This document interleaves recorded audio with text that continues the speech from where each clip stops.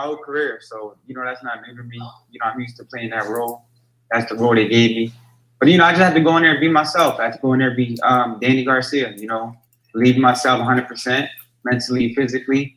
Go in there, fight round by round, make adjustments, and dig deep. And, that's what a true champion's made of. And that's what I plan on doing come December 5th. Thank you very much to Danny Garcia. Now your adversary, ERROL Spence Jr., down in the Dallas area. Once again just had, the new father. Congratulations, ERROL, on your newborn. I know that is, that's wonderful to see. But you're coming off of that layoff, ERROL. Are you concerned at all about ring rust? And you mentioned that you wanted to fight. You did not want a tuna fight coming out in your next fight. I mean, you're coming off of that car accident.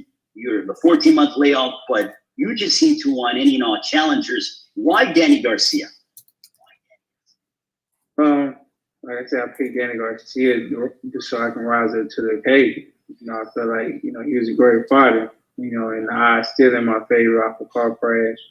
And I'm still, the top dog in the division, top guy in the division. So, I feel like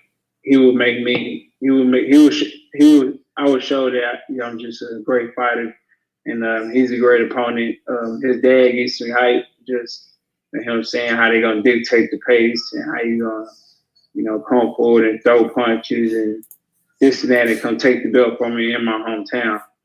Every time I fought in my hometown, I either got a knockout or just shutout win. So I'm 100% ready for anything they bring to the table.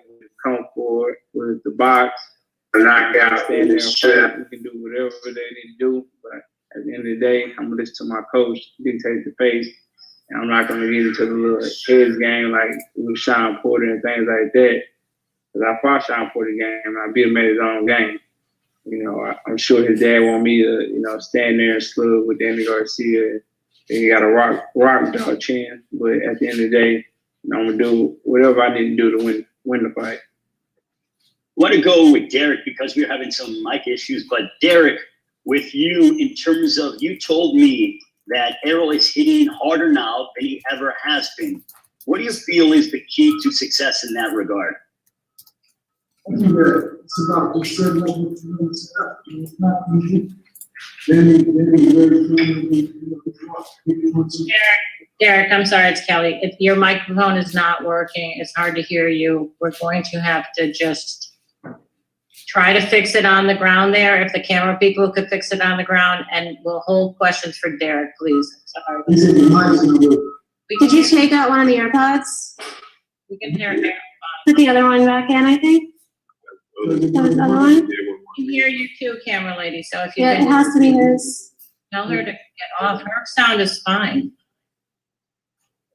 We're recording this, please, so let's Let's go ahead and open it up to questions. Kelly, I believe we want to open it up for questions for the media as we get that rectified, but let's open it up for questions, if that's okay with you guys from the media. As we will go ahead and have the media ask questions, by all means, make sure that you are in queue and get ready to come out with your questions for Danny Garcia and ERROL Spence and their trainers. Yeah, for any media that would like to ask a question, please hit the raise hand button, and then we'll come to you. Our first question is going to come from Eric Woodyard. Eric, you can go ahead and unmute yourself and ask your question.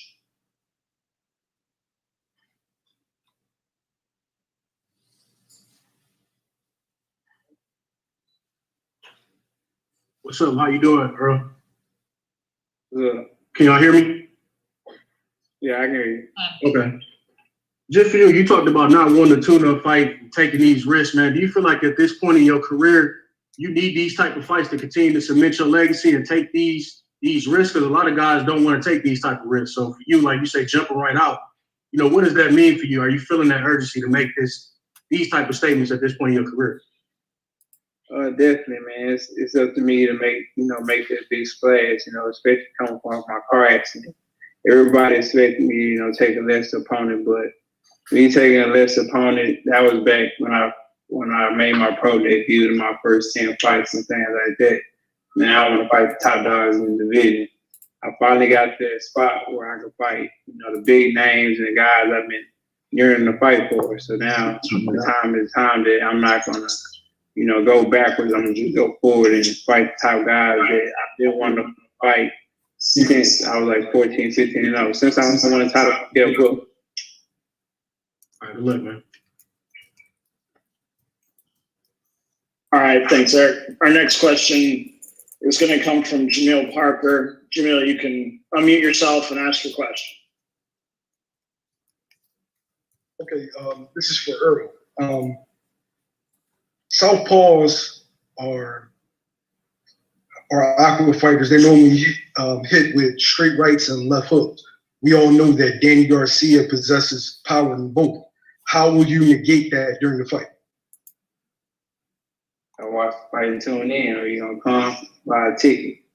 But I mean, we got a game plan for everything, so I'm not worried about no left hook or right hook or anything that he comes with. Okay, thank you.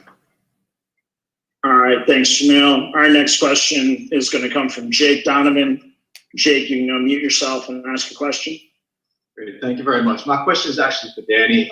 Danny, a lot of people are, for some reason, they're making a big deal about the fact that you're getting this fight after Errol's accident, but you actually wanted this fight well before. I mean, you were in the ring when Errol beat Sean Porter. How much of it was you seeing something in Errol that you can exploit versus just you always want to challenge yourself against the best?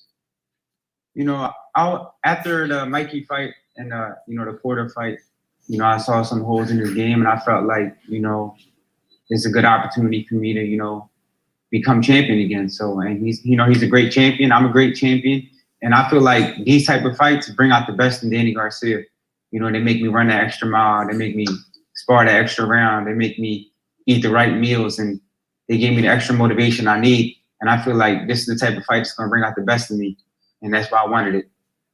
Great, thanks so much, and best of luck. Errol, best of luck to you as well. All right, thanks, Jake. Our next question is going to come from Jandra LaBeouf. Jandra, you can unmute yourself and ask your question. Thank you. My first question is for Errol. When you're a fight fan as well as a fighter, when you look at a fighter like Danny, do you learn more from his wins or do you learn more about him from his losses?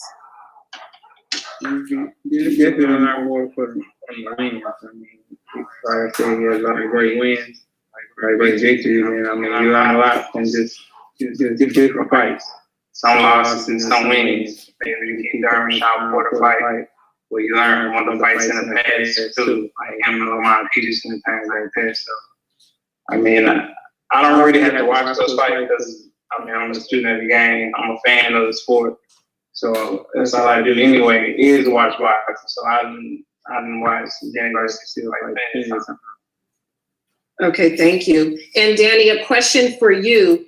Angel mentioned earlier that he thought Mikey Garcia ran the whole fight against Spence. When you look at Spence in that fight, what do you think he was most effective at and what he did well in that fight? I felt like he was the bigger, better man that night. I felt like, Mikey has great skill, but I think the size difference, and he just let his hands go, and Mikey didn't have an answer. So Mikey kind of froze, and he just won every round, just by letting his hands go. Mikey didn't take no risk, but Mikey did some good things in there. He held his ground well. He landed some good counter punches, and those are things that I'm taking into consideration, for this camp. Thank you, gentlemen. Good luck to both of you.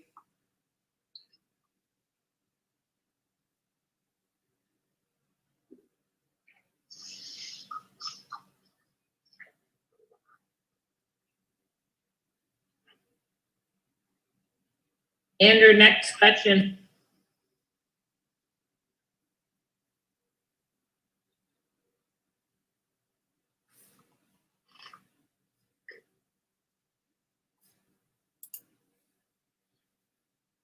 Andrew, any more questions?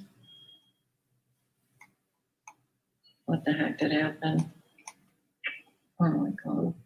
Well, why don't we go ahead and do that? Sorry about that, guys. Ben Baby, our next question will come from you if you want to unmute yourself and ask your question.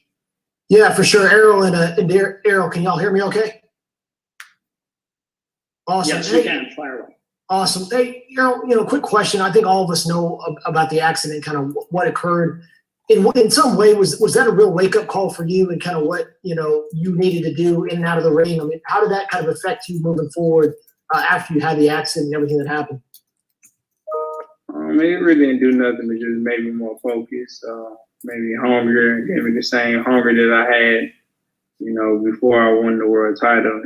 So it just made me more focused, more hungry, make sure I kept my weight down. And, basically, before I was probably coming to camp, when it was just a training camp, I had a fight lined up. But now I'm actually, training year round and, making it a priority more than just, okay, I got to fight now. I got to start training. Now I'm training ahead of time instead of just waiting till the last minute. Awesome. Thanks, man. Appreciate you. All right, thanks, Ben. Our next question will come from Carlos Toro. Carlos, you can unmute yourself and ask your question. Hi, gentlemen. Thanks so much for taking time to talk to us. First question to Errol.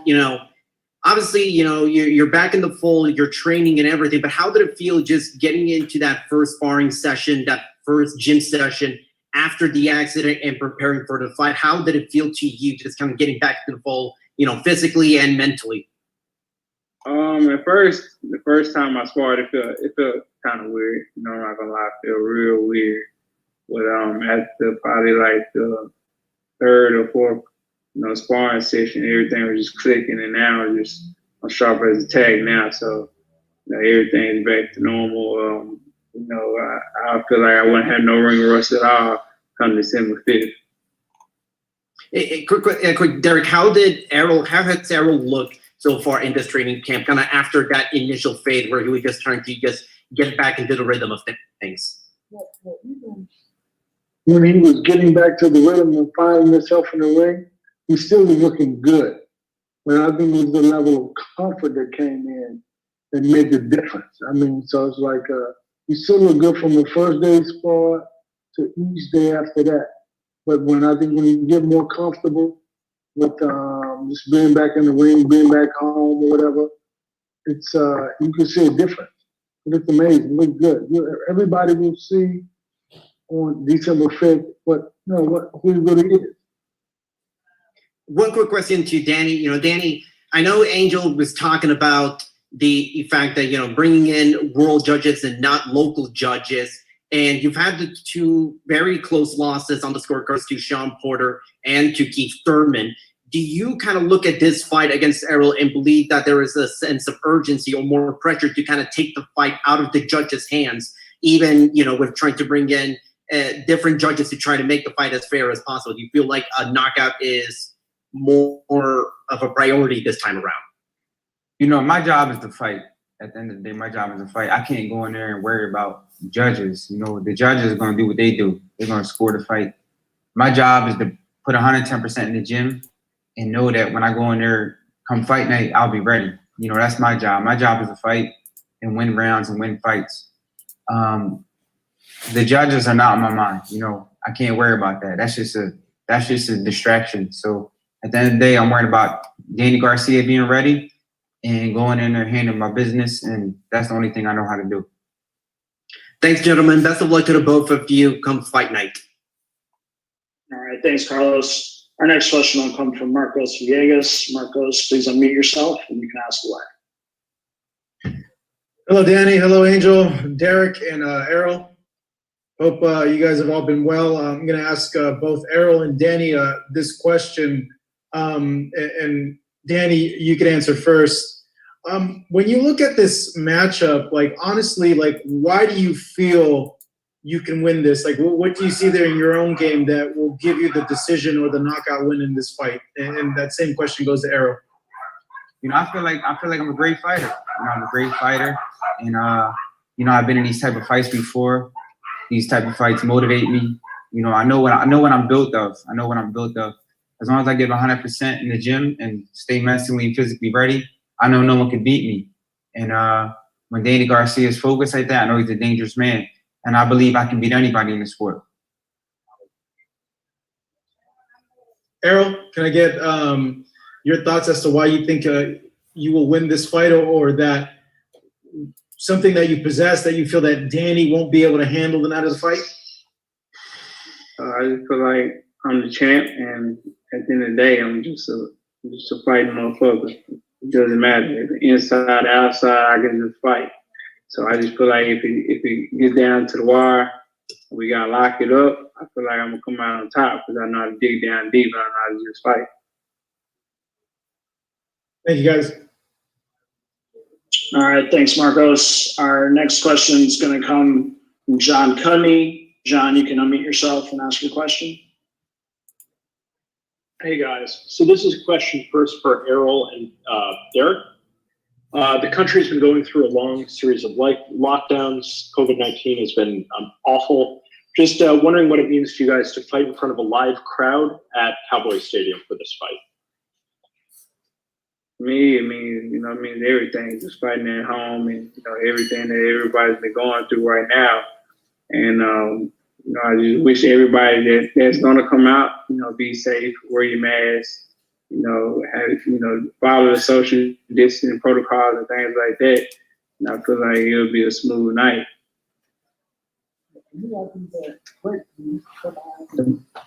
Fight at home and be at home and fight a great fighter like this and, you know, put on a great performance is amazing, because I think that it only builds a legend.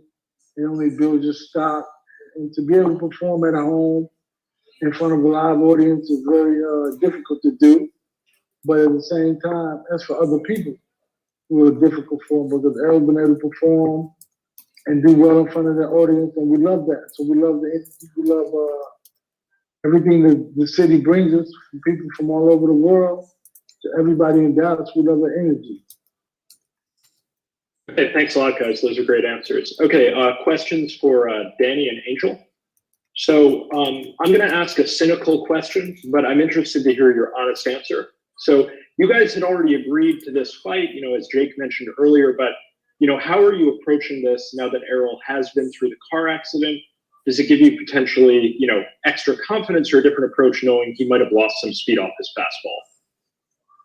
Nah, we're taking this fight, you know, he's a champion, so we're taking this fight 100% serious. We're not banking on no, you know, car accident or layoff and all those type of things. We're taking this 100% serious. Like I said before, we wanted this fight on January 25th. You know, things happened, then the COVID happened, so we just had to stay focused, and, you know, the world had to weather the COVID storm and all the crazy things that's going on in the world. But now the fight's finally here. You know, we're 3.5 weeks away, and, you know, I feel like camp is going great, and we're going to go in there and have great performance. You gotta, Angel, any thoughts? Yeah. you gotta understand, like Danny said, it was for January when we for a red catch was supposed to be Spence, but then he got into a tragedy. But that's the past. So we're not looking at the accident because we're not doctors. He's clear about medical. His team say he's good. Everybody else saying he's good. To us, he's good. We can't worry about that. That's something that it doesn't make the fight better or worse. We're not gonna go in there thinking that he was in a car accident, that we got the advantage. We're not falling for that booby trap. That's a booby trap. All we know that we going and for the COVID too, the reason we chose Dallas, Texas, because they got fans, so we wanted fans. If not, it would have been somewhere else. You know, and as long as the people follow protocol, and, you know, not that I'm saying that it's not real, it's epidemic, all they give you is a fever for 10 days, now they just want to kill you. I mean, I don't know how the country shut down over a fever. But we've been through worse in the past, so it's not the first time America have had a virus.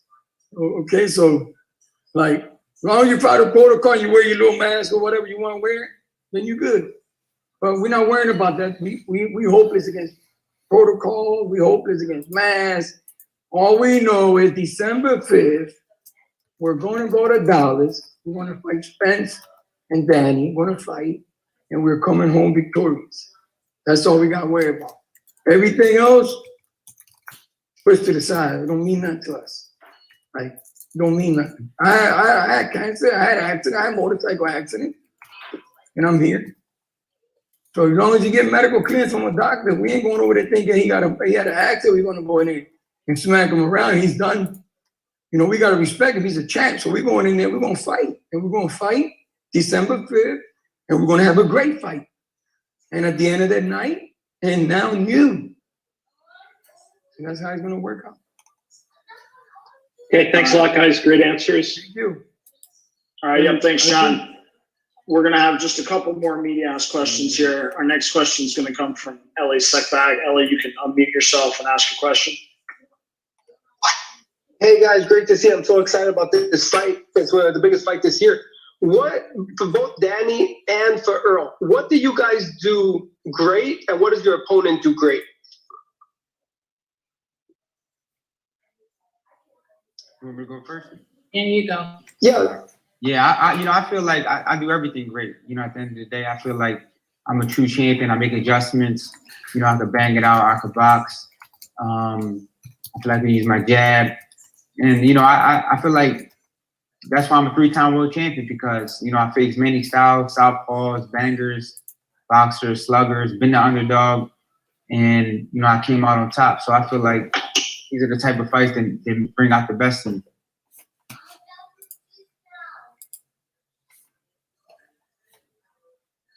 Well, I feel like things Danny do great is, you know, he counter punches well.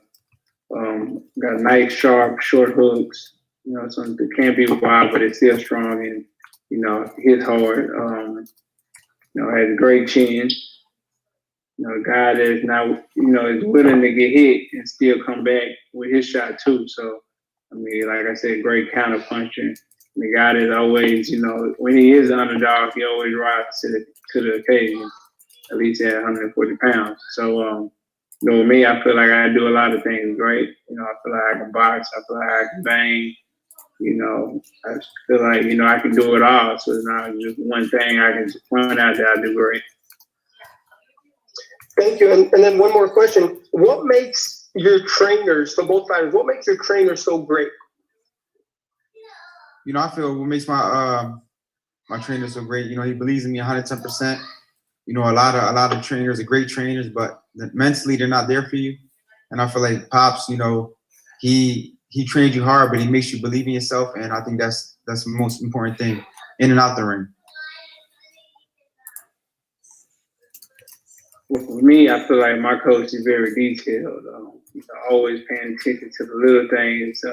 You know, even if I'm doing something right, you know, he'll still, you know, put it in my brain and still tell me, hey, keep your hands up, or throw your jab, or do this, do that. So with him, I feel like it's the details. You know, he's always looking for something. You know, it's never anything perfect for him. You know, everything has flaws in it, everything you can learn from. So, you know, with him, it's just, you know, just detailed, very detailed coach. All right, thanks, Ellie. Thanks. Yep. Our last question is going to come from Cam Buford. Cam, if you want to unmute your mic, you can go ahead and ask your question. Hey guys, thanks for making time. I look forward to this fight. Coach James, my question for you is, when Earl became healthy again after the accident, what was that process that you took him through to kind of get him ready for physical training or training for a fight, not this fight in particular, just a fight period? Did you take it easy on him and just talk to us about that process, please? Well, it was this whole process. I mean, even though you have the idea of his mind in your mind, the last time you trained him, he's on a high level, you have to come in and kind of like put the training wheels on. It's a gradual process, I mean, and so by the time that this camp started, he was already in shape. He had been training for like 3 months, 4 months, maybe longer than that. So it was like, it was the process of just, we could mess around with some things and do some things and then start perfecting some other things. So we had long enough time to do it. And that's great because it was beautiful. And like you said, 2 more weeks only helped to 2 more weeks of getting better. To just be great. I got it. Thank you. And Earl, when they look at this fight with Mikey, they tested that fight and said he found some opportunities in that fight. What are they missing from that fight about your fight game that if they just focus on that one fight, they'll be overlooking? Oh, I don't know. I made that fight look easy. Well, it was easy. I had sparring harder than that. So, I mean, I don't know. I don't think you can learn anything from that fight, really. But there's always something to learn. But, I mean, that fight was so easy that, you know, sometimes I got no focus. No, well, I wasn't saying what did you learn. I was saying if they, the Garcias focus on that fight, what would they be missing if they just focus on that Real question. Fucking idiot. Nobody focus on that fight. Okay, well, You just said we ain't learned nothing from that. It was you Okay. here or not? You're an idiot. What? He said he didn't watch the fight. You don't watch it again. He said he respects Danny. Real question, moron. Not, you know. Fucking moron. Danny, you going into this fight and your pops is over there fired up, saying you can bring anything to the table. Listen, man. Don't even answer. Get this idiot out of there, man. Bang him, man. Hang up. He's an idiot. All right, that'll be it for the media questions today. Ray, we'll turn it back over to you to wrap up. Thank you very much, Andrew. Always talking shit. Greatly appreciated. Hey, Angel and Danny, I want to get from Danny as we go ahead. Listen, man, I hate idiot writers. They're the ones that write all this bull crap about all these fighters, but they never got clipped in the tip of the nose. They act like they know these fighters. They don't know these fighters. They got to ask real questions. Was he listening? I say that we didn't learn nothing from that fight. Oh, you talking about we learned from what? What we learned from that? That was easy money for Spence. I would have took that money too. We wanted that fight. So, Danny, can you give us your final comments as you get ready to collide against Errol Spence Jr. December 5th on a BBC Fox Sports pay-per-view? Your opportunity to capture both the WBC and the IBF welterweight championship of the world. You know, I'm very excited, you know, to be back on the stage and fighting for another world title. And come December 5th, you know, I'm not leaving no rock unturned. We're about to work right now after this. We're putting to work, hard working every day. It's been a long camp, a great camp. And we feel great. We feel confident. We can't wait to December 5th.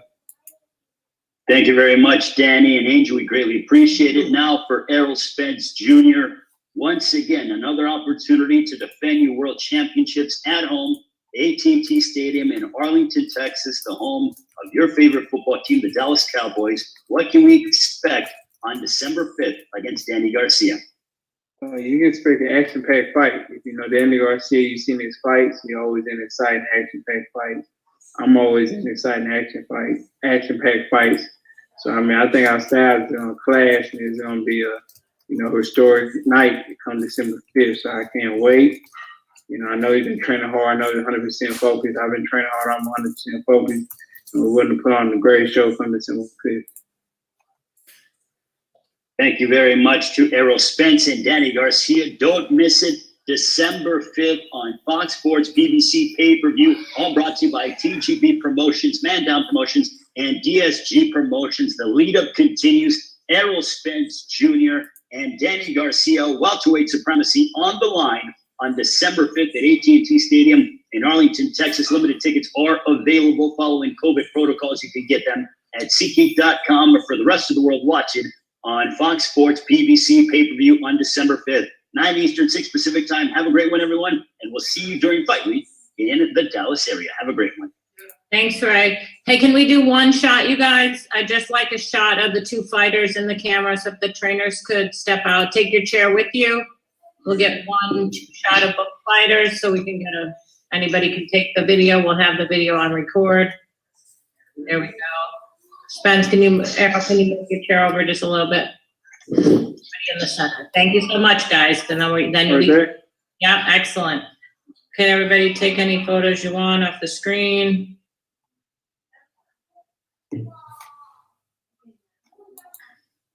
Okay, thanks, guys. Appreciate the time. Thank you. Thanks.